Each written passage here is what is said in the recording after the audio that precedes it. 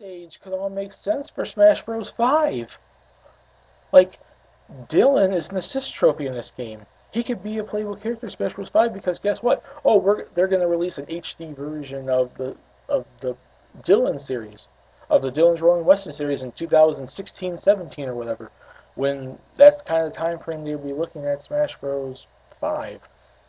Like, they continuously return new games. Oh, they're going to bring back, a few years from now, they're going to bring back, Star Tropic. They're going to bring back Pro Wrestling. F-Zero is going to get a new game. Spock is already getting a new game. Oh, wow, we can finally give F-Zero a new character when that won't even be considered technically for DLC.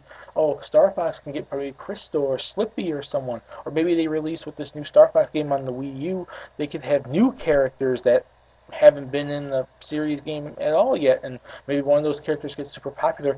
It'll be a little too late probably for DLC. Oh, but that character gets in. We're getting Xenoblade Chronicles X. If Shulk gets in or whether or not he gets in, they can put a character from there in there, even if, which probably won't be DLC, but you never know.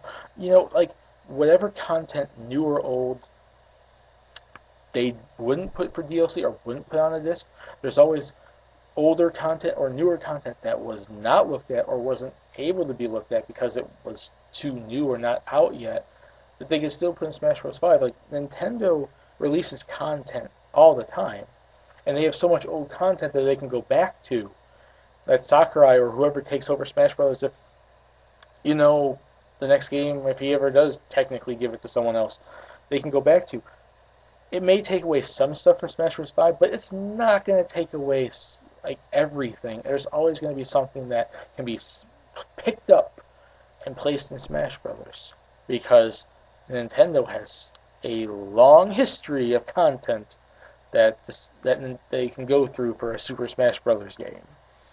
So I don't think that's a big complaint in my opinion. And the fourth complaint I tend to see is whatever should be in the game should be in it at the start. They shouldn't have to, like, this kind of relates to we shouldn't have to pay more to complain. So it's kind of a continuation on that. So I'm not going to stay on this topic too much. They basically say whatever should be in Smash Bros. Should be in there from the start, and if it wasn't decided to be in the game from the start, it shouldn't be in the game at all. Oh, well, this content, this character stage wasn't in consideration during the main development of Super Smash Bros. 4, so we don't need this DLC. That could be in Smash Bros. 5. We don't really need it now. Like, whatever is considered for the main game,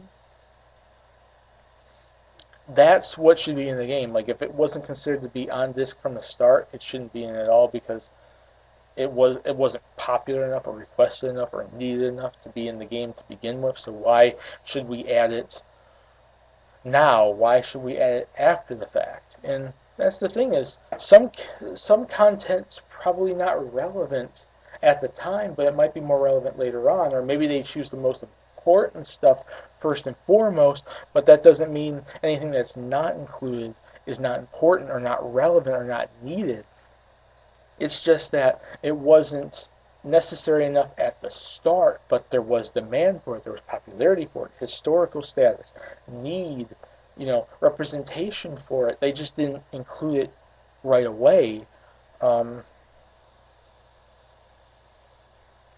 Like, they have, like, it's basically they only have so much room in the main game, but Nintendo has so much content that they could probably fill Super Smash Bros. 4 like an on-disc thing 5, 6, 7 times over with so much content they have right now, not even including all the new content they're going to get in 2015, 16, 17, 18, 19.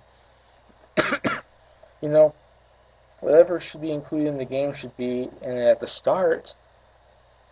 No, not really, because there's so much more you can add. There's stuff that may be considered, but it's maybe not super high priority, but it would be good because, oh, look, this new game's coming out, or, oh, look, we looked at these older games, and we didn't look at this one so much because we looked at these other ones and put them in the roster. We didn't have enough room for it. But we really wanted to put that character in. We really wanted to put that stage in, that song in, but we never got around to it. We intended for it, we thought about it, but it didn't happen. Now with DLC, hey, look, we can give you that character, we can give you that stage, we can give you that song, assist trophy, item, music, whatever. Like whatever is included from the start is included from the start, but it doesn't take away from the fact that there was other stuff considered, other stuff that's possible that could be considered after the fact. And then the fifth complaint I usually see is not everyone's able to buy it. There's people that won't be able to afford it or won't be able to do it. And yes, just like the whole we shouldn't have to pay more, I can see some weight in this because not everyone has the ability to go out and use a credit card or buy a points card or do something to get DLC. They want to buy the main game and enjoy it. But also, that's more of a personal complaint, a personal reason. It's not really, hey, look, I can't really afford this. But that's your fault if you can't. And I'm not saying that's a bad thing. I'm not trying to call people out. I'm just saying it's more your fault. This guy down the street, oh, he can buy it, but this guy over across the street, well, he can't buy it.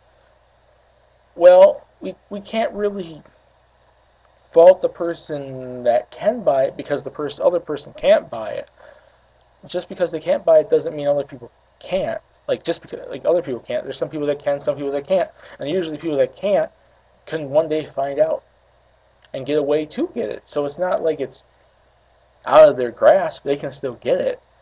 So, yeah, there's that one I can't really say much more for because it has weight to it, but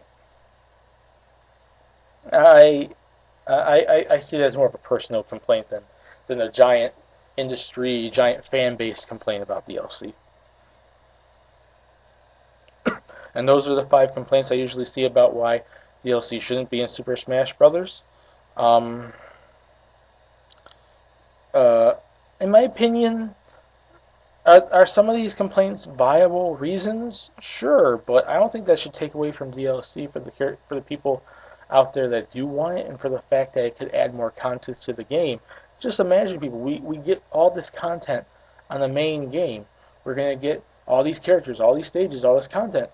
Just imagine that stuff plus more.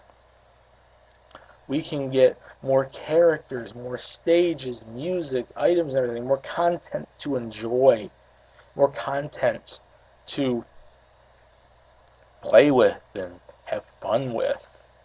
And it's like this being Nintendo, they just have so much they could work with. So much stuff that deserves more representation that might not be considered at first, but could be considered later. I'm just saying, like, DLC will add to the game for years to come. And it will give us more stuff to play with, more stuff to have fun with. Like I said.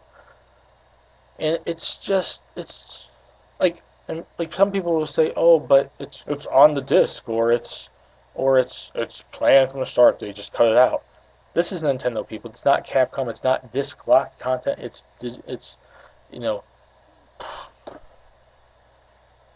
downloadable content. It's not like Nintendo's holding back on it. It's not like Sakurai's going to hold back on it. He's going to make what he wants at first, and then him and his team will decide on stuff after.